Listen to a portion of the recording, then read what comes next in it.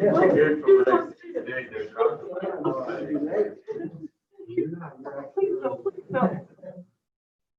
It's all downhill after the first one. Yeah. Are we putting everything on Zoom now? Well, because Well, since we're it's really who I care about. kind of limiting the, Their names, and trying to limit the public, that's part of the conference, and when you're only. people actually being here. They don't get to, like, they're really damn long. Nobody ever take it either. Well, they don't have to have people with. Did you go to the wastewater plant? Yes. Isn't that interesting? Yeah. You know, Mark, a few years ago, we actually rented a. I know, like, when We we have have a the van, and we all went and we toured the wastewater treatment and the sewer plant. They were kind of as a group. Yeah. Study from early, and we went and did all that. And he went with this, who's the man that used to always come to our council meetings? He passed away. Richard. He went with this. Do you remember doing that? Maybe you didn't hear my one, so we went and toured the wastewater plant. Brian, yeah. Yep. That was interesting, wasn't it? And it, I think it was good to see. Oh, yeah. It really was. If you haven't seen it, it's pretty interesting. I felt like it. I mean, you talk about it here, but you don't really see the You process. don't see the process, right? And the wastewater treatment plant is very interesting, how that all works. I think we went to all of them. We went to all the buildings. We did. Except when you can go, reading, it was very interesting. Yep. And I had to, like, the holding tank replaced with the laundry. John Anthony put in all that work, that copper piping. I was so proud that every man that came in the laundry, I had to go to the back. I didn't think there was a problem. I appreciate it, but every man that came out, oh, you got to see this, the laundry coming, and I take it to the back to see that copper too, all that farming. Oh, it's beautiful. Yeah, I was very impressed with that. I mean, everybody told me. We were getting on a raft in Colorado to whitewater raft, and there's holes in the bottom of it, and Brian's like, there's water. And the guy said, you want me to show you how this works or explain it to you? And the girls were like, no, please don't. We spent half an hour explaining the mechanics of the raft to Brian. But that was interesting though. It was, but here we go. Mechanics of the raft. 101. That's what I thought, the women that came in, all they want to do is they're like, they just hear a rap. I think the men would enjoy I don't it. care how the raft works. I'll leave a question before I even say anything. It's like, short answer. Yeah, please. That would be, Yeah. I don't care how the raft works. I just want to make sure it does. I just, I know that it works. I Right. want to get back to it. Right. Rafting sounds nice. It was really fun. Girls I talked about, instead of hiking down the canyon, doing the rafting, like that. But after talking to some of the people there at that family, I'm not sure rafting down in Colorado would be quite. I can't swim, fall off and drown. Okay. Stand for the pledge. I pledge allegiance to the flag of the United States of America and to the republic for which it stands, one nation, under God, indivisible, with liberty and justice for all. Thank you. Okay, well, this evening's meeting to order, and we have the consent agenda, which is items 1A through F. Does anyone have any questions in regards to the agenda? Not, do we have a motion? I'll make a motion to approve the consent agenda as presented and authorize the mayor to sign. I'll second. Mel? Aye. Aye. Al? Aye. Okay, move on to comments from the public. Leanne, do you have any comments? No? Later, okay, thank you.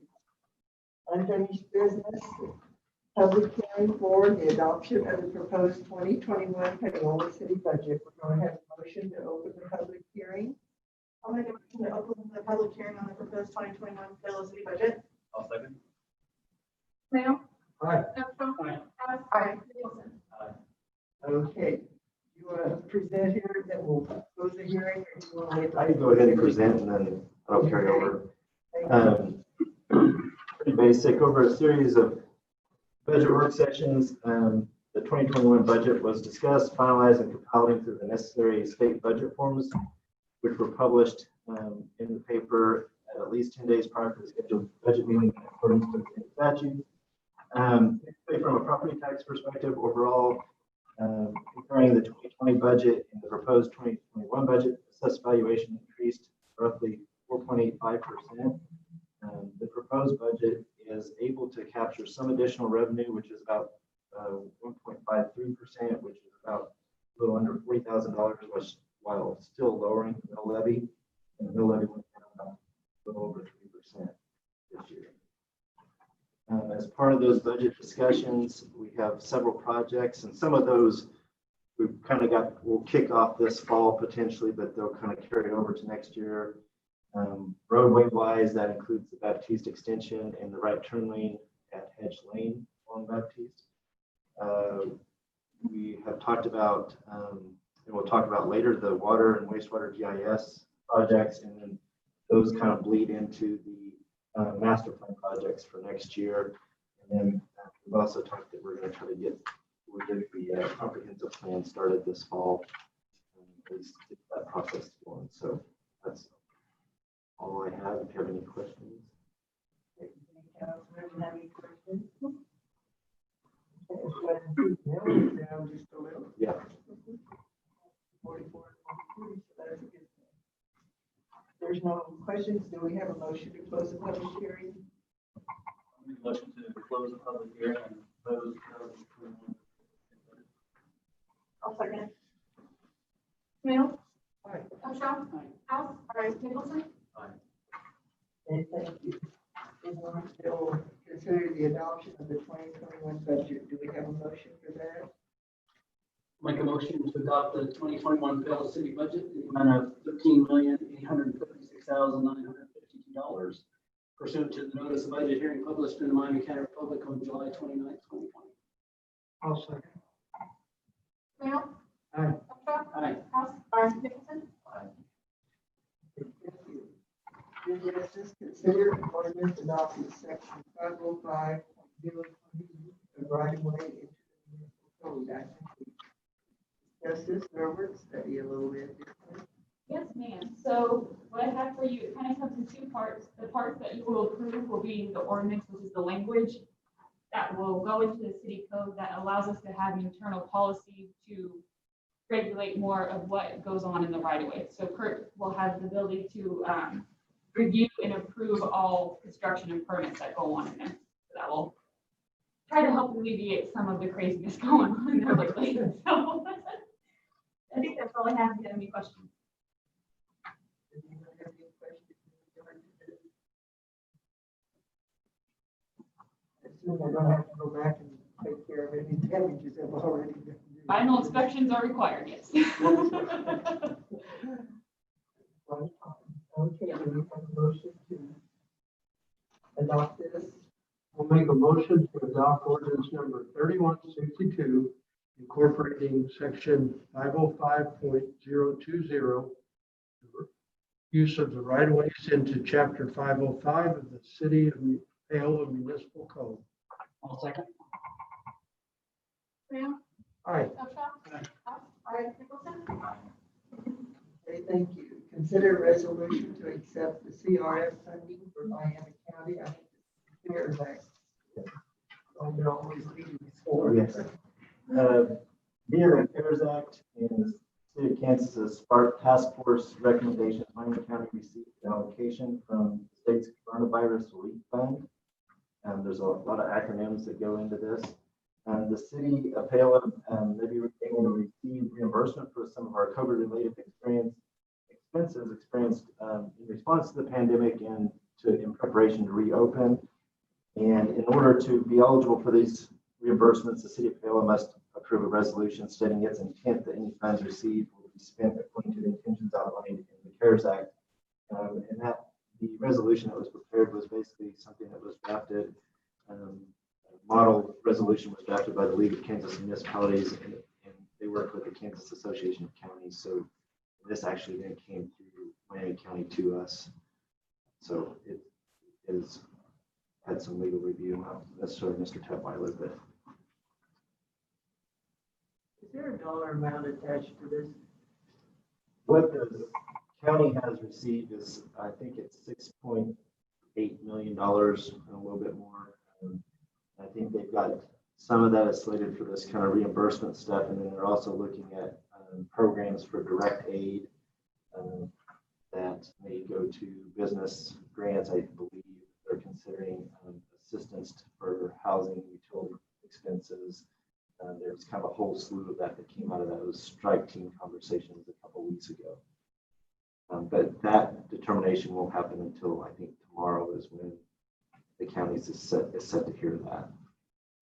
Okay, and then they'll release what all the money, the dollar amounts that will go to each one of those. So the county will approve tomorrow, and then it goes, then they will submit that to the state. The state, I think, has until September 15th to approve the county's plan. Once they approve it, then that money will be distributed according to the plan that they pass. So it'll be another month or so before money moves, but all that money has to be spent pretty much by December 31st of this year. But now the small businesses that apply for anything from there, it will be September before they would receive any of that. Well, that would be my understanding, that because part of that is the county approves of like a small business grant program. That money wouldn't be available for disbursement until the state approves the county's plan, and then the county would, I would imagine that at month time they're going to be developing the plan and maybe even taking applications. I don't know, but it would be after September, before September 15th probably. Unless the state got really with it and approved the county's plan beforehand, but I'm not going to hold my breath on that. And they've got 105 of those plans to use, so. Oh dear, so has the small businesses in the county, have they already got their applications in, or do they have? Well, I don't know that they have a program developed yet as far as application process. Now there is Lewisburg and Osawatomie got some CDBG CV money, and the county also got some of that money. I know the county is working on getting that program finalized, and Paola businesses would be eligible for that program once they get it. But last I knew that, I'm not sure if that's fully taken off the ground yet. That money would be available probably sooner than this CARES money, because it'll be, like I said, in September. I think we'll probably end up using a similar type of program, and this is me just speculating, that they'll probably use a similar type of program of application for the CDBG as they will for what the counties, and try to fill the gap. People that don't qualify for the CDBG CV money would maybe be eligible for the county assistance. So people in Lewisburg and Osawatomie, where they are able to qualify for that CDBG money, and they also apply for the county, the CARES money there. Can you do it twice, or is it? I don't know. That depends on what the county sets up as their parameters of their. So we don't know any of that yet. We don't know any of that yet. I think the idea is that at least it would initially be more of a gap thing. If you don't qualify for, you're eligible for. Eligible for the CARES. Okay. Because there is some low to moderate income stipulations on the employees that are employed for those businesses that apply for the CDBG money. Before that they can apply, but then they have to verify their eligibility based on some of the LMI characteristics of their employees. So we'll find out as we go along. Yeah. It's a whole Yeah. new world. Okay, does anybody else have any questions in regard to any of this? I have a question about spark money. Is that separate, complete separate thing Well, so Congress passed the CARES Act, which is the Coronavirus Aid Relief and Economy Security Act. That included all this money. That was the big chunk of money that came to the state, was like 1.2 billion. Some of that went directly to Johnson County and Sedgwick County. So the governor then said, well, okay, well, we've got a billion plus dollars that we have to figure out how to allocate.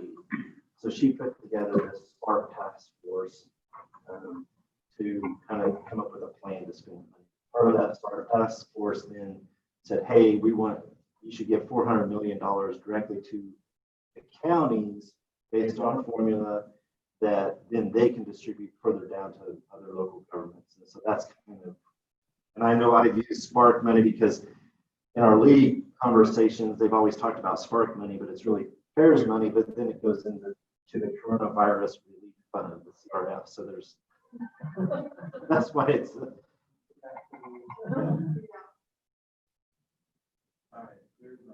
Well, it's all this, it's all that's, if you hear CARES money or Spark money or CRF, it's, as far as I understand, I don't know, when you guys sat through that, did you get anything otherwise? No. That it's all kind of the same thing, but some people may call it Spark, some people may call it CARES, some may refer to it as CRF. All the same pot. Yeah. Different names. Yeah. Pretty much. Okay. Have any other questions? Okay, if not, do we have a motion to approve this resolution? 2020-015.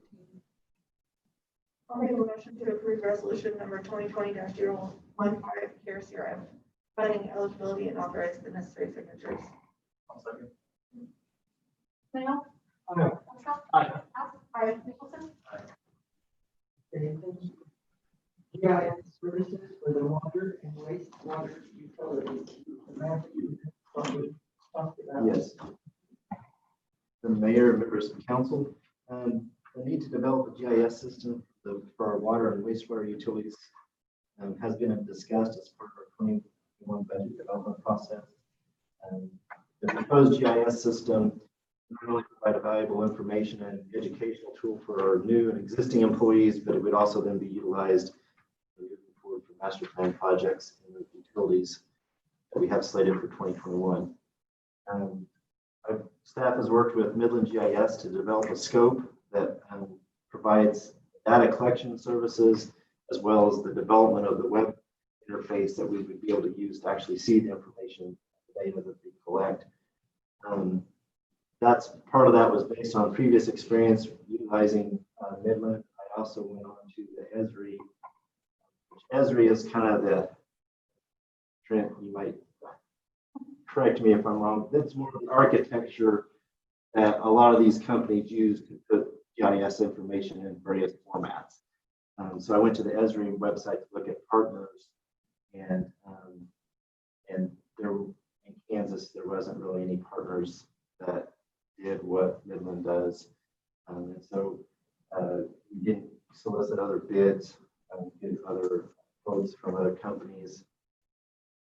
They have a great deal of experience collecting data and developing GIS systems for municipal utilities, and I think they've offered the best solution for the city. And also, as a note, since developing the scope, Midland has become part of SAM, which is a surveying and mapping LLC.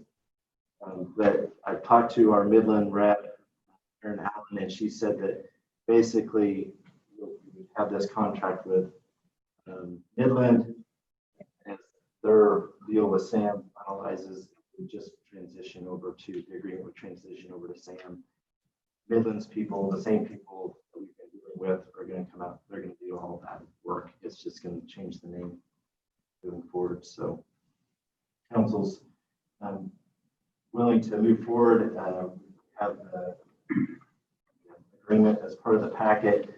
It's a total of $64,182, and a portion of that is to collect the data for the sewer system, and a portion of it is to collect the data for the water system, and then the actual development of the web interface and then the hosting of that. And the hosting of that would be ongoing moving forward. Any questions?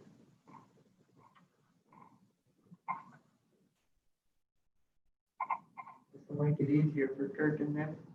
Yeah, I think they'll be able to, it's kind of baby steps, but at some point, we should be able to have a tablet or something that they can have out in the field. So when they're out there, they don't have to run back and find a map or a book.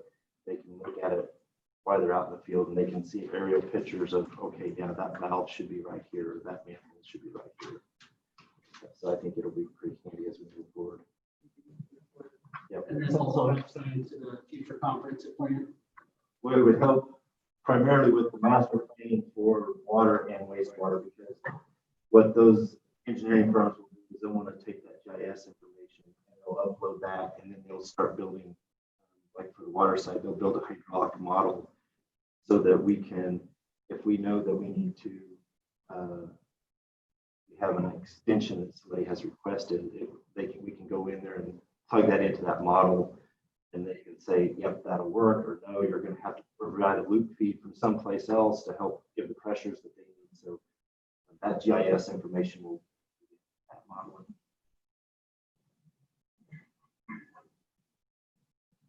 Step forward. Yep. Anyone else have any questions? Do we have a motion to approve the agreement? I'll make a motion to approve the agreement with Midland GIS Solutions LLC, the utility GPS GIS development and web GIS implementation for $64,180. Authorize the necessary signatures. I'll second that. Sam? Aye. Upshaw? Aye. Aye. Thank you.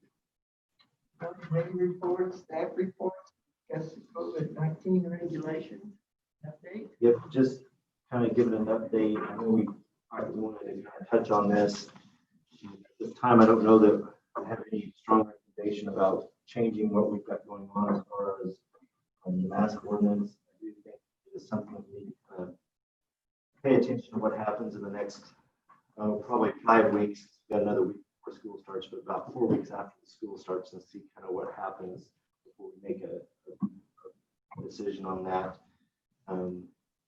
Been kind of trying to track one of the things I've been looking at is positivity rate, and trying to track that and see how that changes as we move forward, and then get to a point where also following kind of state guidance on when we might want to lift the mask ordinance. Does the state put out any updates on any of that? I don't see any. Well, they have regular numbers of that, but I haven't seen anything or had anything I would imagine they're probably not going to do anything until after schools get started, just so they can see what happens before they would consider lifting their recommendation of the mask mandate.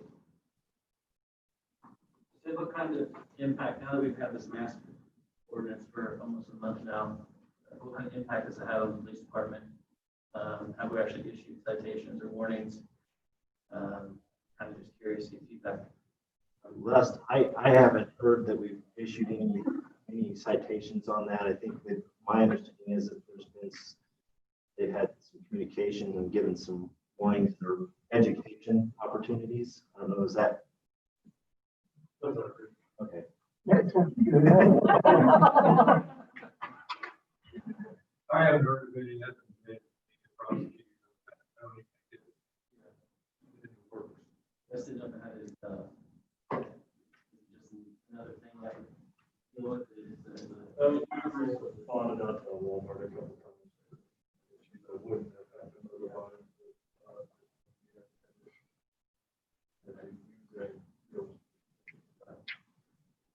I would just like to see this continue to be on the agenda until everything's done, because I've had numerous people contact me, and I think the biggest concern I have and other people have is there wasn't really a clear number as far as we reached this peak, so now we have to implement masks, and once we reach this, we can take those away. So for me and the people that I've spoken to, I'd just like to see it continue to be on the agenda, just keep talking about it like are doing well with it, I think. Overall, I see more people doing it. I think they're kind of wondering about school starting too. It's kind of in the top of everybody's mind, going back to school and seeing how this is going to impact kids.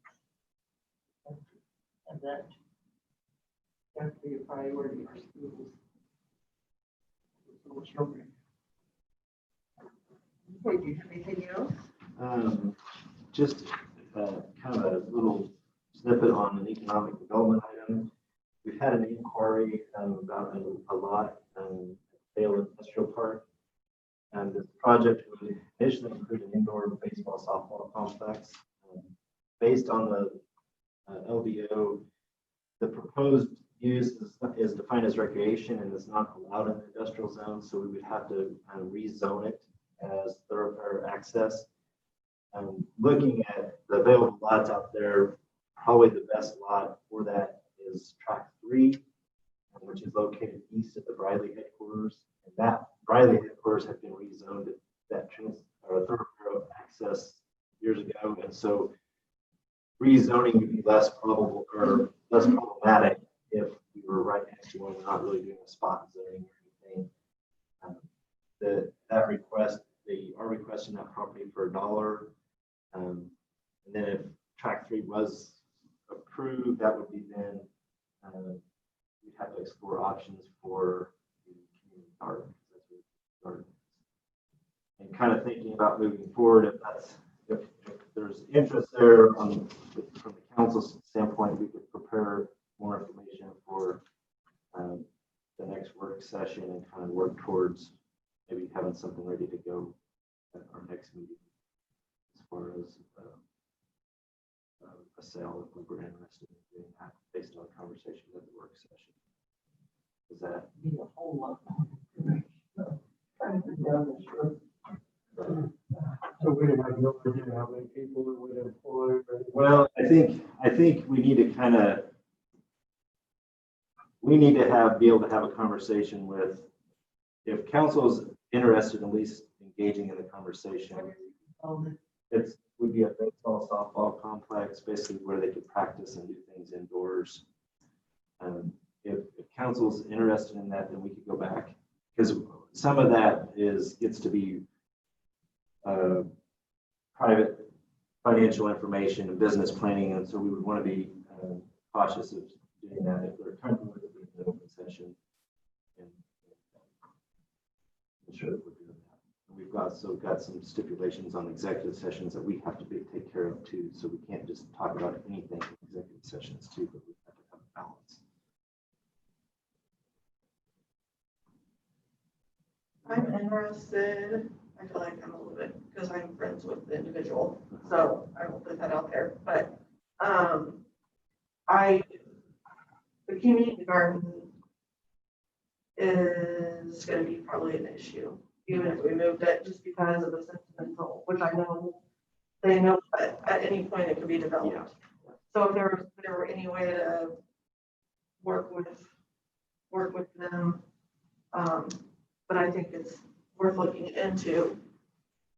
Because I think it's more of a batting cage type thing. So. Well, that's something like over the next month, we can also engage the community gardens and kind of visit with them a little bit. So when we come back next month and have that conversation, we can kind of say, okay, here's some thoughts on the garden side, and here's what this opportunity is. Because of the few times that we've been approached about land out there, which I know it's getting to where we can actually have fewer lots. Right. I think every option that we've had brought to us has been worth exploring, just because there hasn't been a lot of activity out there until now. So that's just my opinion. I feel like it's worth exploring. The community garden people have known all along that could always go away. And they don't pay anything for that tract of land. I'm all ears, like I'm willing to listen.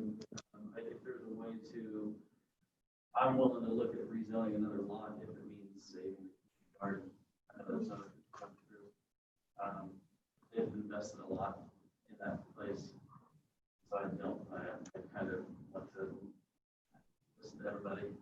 Yeah, but they've kind of been told that they shouldn't invest a lot of money into that for the simple reason it's not designed for that. And I think sometimes they, in my opinion, overstep their bounds. Well, and I think the part for me, isn't so much just the regular garden plots, it's like they have a garden out there for a young lady that committed suicide. And that kind of stuff may be the bigger issue, just because it's not just someone's garden, it's not just a plot.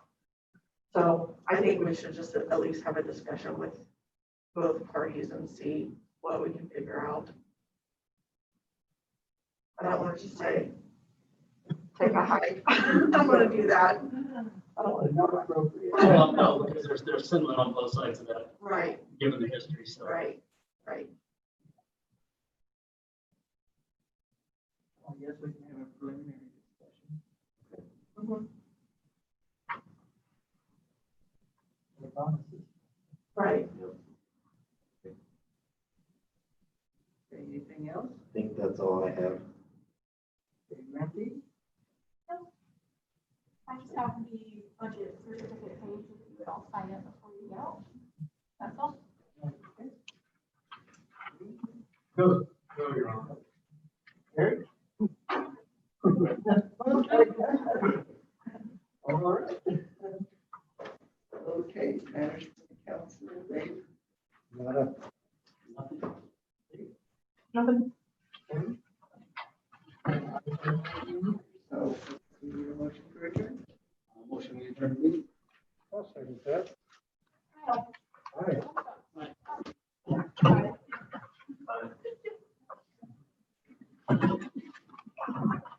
We didn't break our record for time. We did good.